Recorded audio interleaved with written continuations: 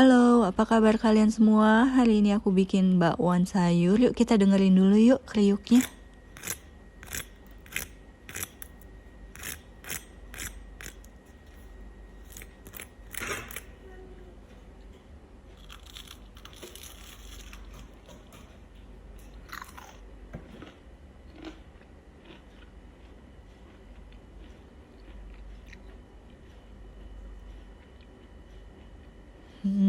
Garing sekali.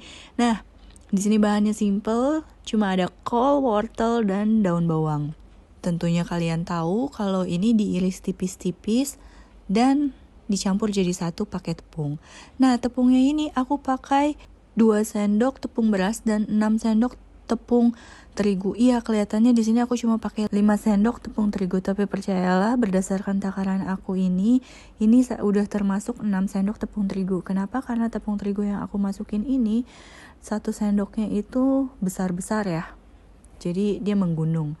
Nah, setelah itu dibumbuin, di sini aku cuma pakai kaldu bubuk sekitar 1 sendok teh, garam setengah sendok teh, gula 1 sendok teh. Udah segitu aja.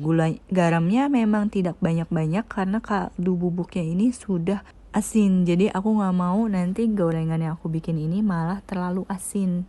Dan kalau sudah sampai tahap seperti ini, jangan lupa kalian panaskan minyak karena kita menggunakan teknik deep fried yang pasti minyaknya banyak dan bakal lama panasnya.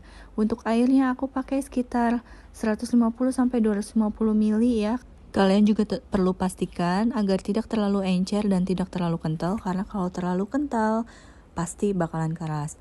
Nah, di sini minyak aku udah panas. Ini caranya supaya kalian bisa dapetin kriuk yang kayak tukang gorengan jual ya. Jadi pada saat menggorengnya itu, adonannya itu ditempelin ke pinggiran wajannya ini.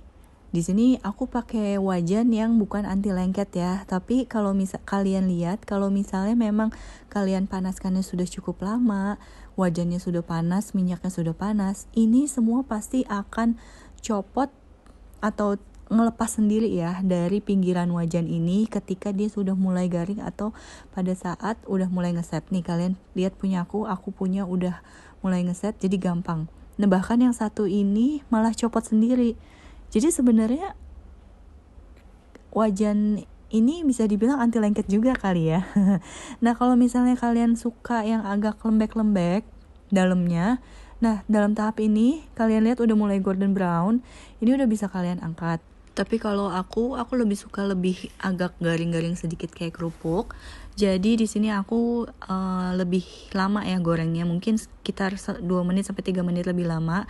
Kalau sudah selesai, angkat dan tiriskan, ulangi prosesnya sampai adonannya habis. Serius deh, ini enak banget, apalagi dikasih sambal kacang atau kalian makan sama gado-gado dan karedok.